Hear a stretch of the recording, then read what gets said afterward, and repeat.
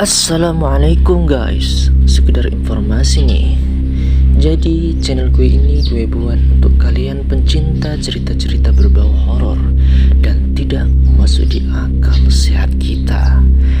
Di episode kali ini gue mau ceritain kisah horor yang pernah gue alami sendiri di masa SMA. Ceritanya itu gini men.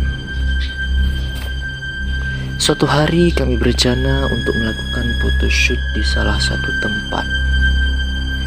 Namun kejadian tidak mengenakan pun terjadi.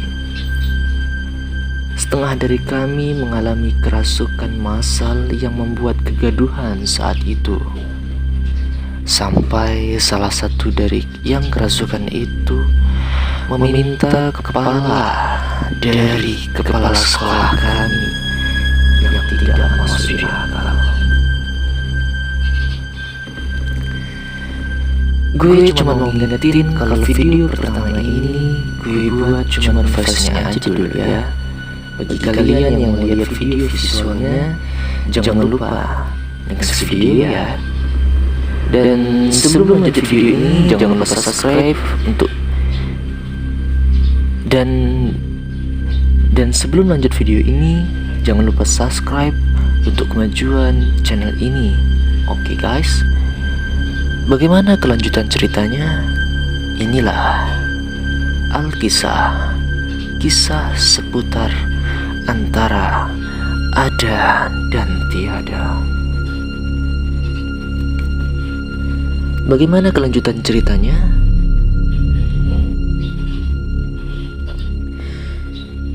Cerita ini bermula ketika gua masih duduk di bangku SMA, kelas 12 kala itu. Di situ gua adalah ketua kelas yang bertanggung jawab atas semua anggota gua.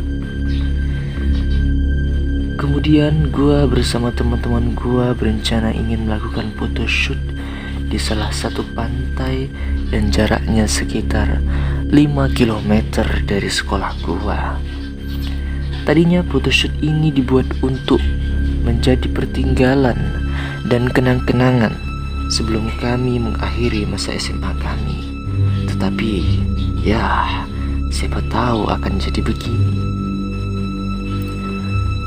Waktu itu kami berjumlah sekitar 30 orang yang seharusnya 32 orang. Tetapi karena satu dan lain hal, sehingga membuat kedua orang teman gua ini tidak jadi ikut berangkat. Kala itu kami berangkat tepat di hari Minggu pukul 9 pagi. Kami sepakat menggunakan seragam, untuk yang laki-laki menggunakan putih coklat dan perempuan menggunakan seragam putih hijau. Yang kala itu mitosnya warna hijau dianggap sebagai warna kesukaan dari penguasa di pantai selatan. Kala itu kami tidak ada satupun yang menyadari hal tersebut. Tepat pukul 9, seluruh anggota pun mulai berdatangan. Kami berkumpul di sekolah untuk nantinya sama-sama berangkat ke tempat tersebut. Dirasa anggota sudah lengkap, kami pun segera berangkat dengan sebagian mengendarai motor dan sebagian lagi mengendarai mobil angkut.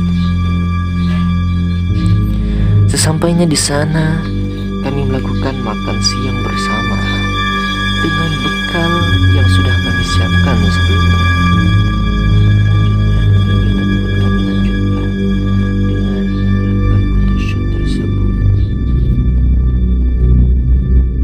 Photoshoot itu pun usai. Tidak berlama-lama, sekitar pukul 3 sore, kami pun bergegas untuk kembali ke sekolah. Yang rencananya kami akan membuat video kenang-kenangan dengan bernuansakan malam di sekolah. Tepat pukul 5 sore kami pun sampai dan berkumpul di sekolah. Kala itu dikarenakan hari Minggu, suasana sunyi begitu terasa. Maghrib pun tiba dan salah satu teman gua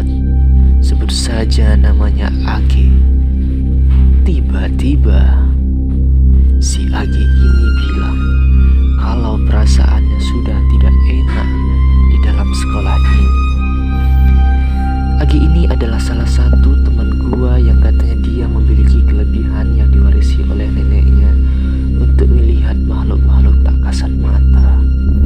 Saat itu, tidak satupun dari kami yang memperdulikan ucapan dirinya.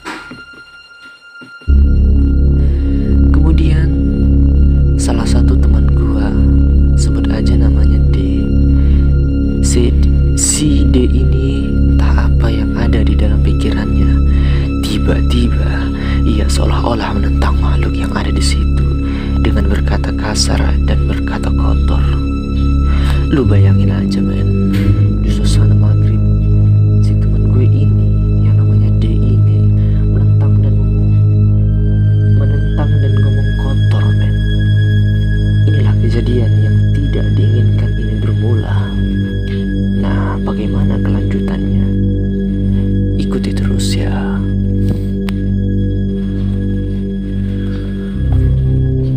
Kemudian setelah maghrib usai, pembuatan video pun kami lanjutkan.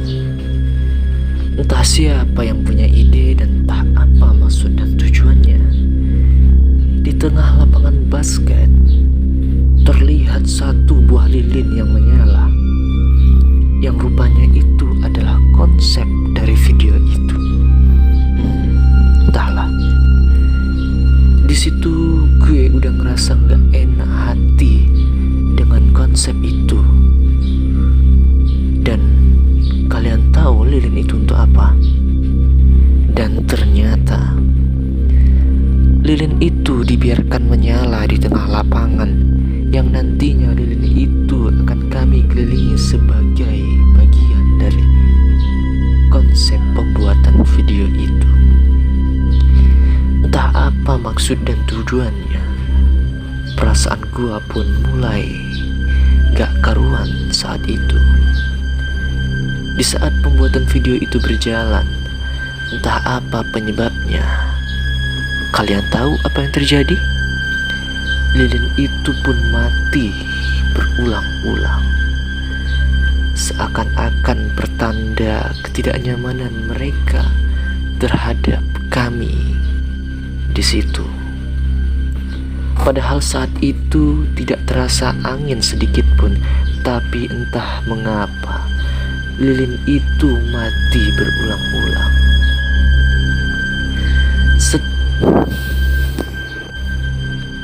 Setelahnya mulailah satu persatu dari kami ngerasa pusing dan lemas. Bahkan salah satu teman gue ini yang sebut saja namanya S jatuh pingsan. Semua panik dan membuat pembuatan video tidak dapat dilanjutkan. Setelah itu disusul ketiga teman gue lainnya jatuh pingsan dan badannya terasa kaku. Dan tiba-tiba teman gue ini yang namanya AG berteriak dengan mengatakan, "Tempat ini sudah tidak aman, ayo kita pergi dari sini." Hal itu pun menambah kepanikan dari kami semua.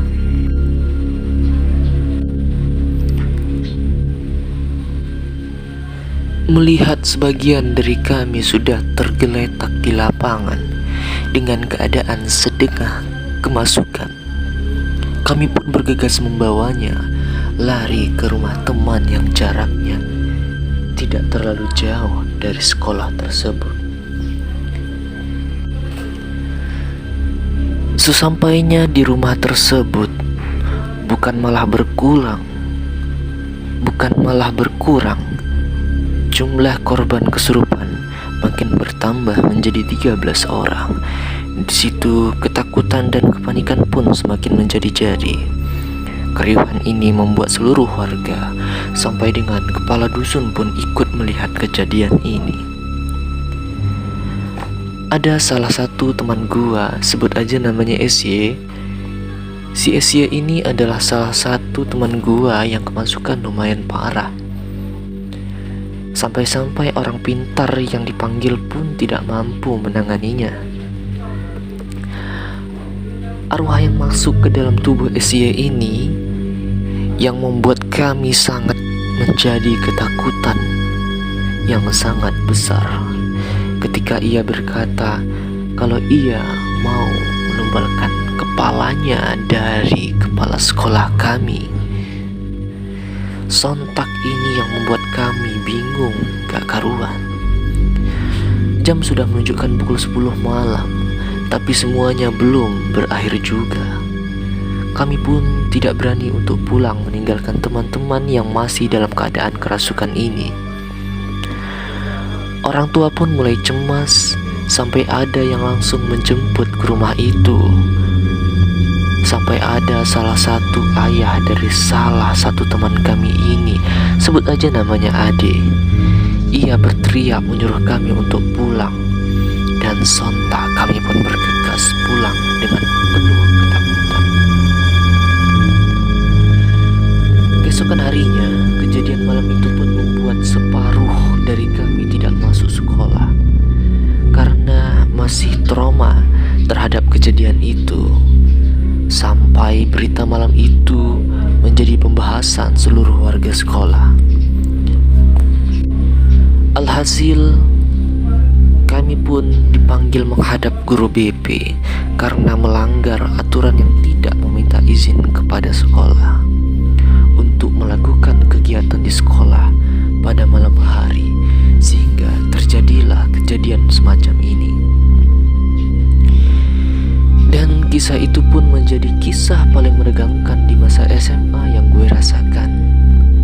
Pesan yang bisa kita ambil dari kisah ini ialah dimanapun kita berada, kesopanan dan etika sangat penting kita lakukan. Karena kita tidak tahu apa yang akan terjadi dan dengan siapa saja kita berinteraksi. Sebab makhluk tak kasat mata memang ada dan harus kita hargai. Itulah tadi kisah yang bisa gue ceritakan untuk kalian. Dan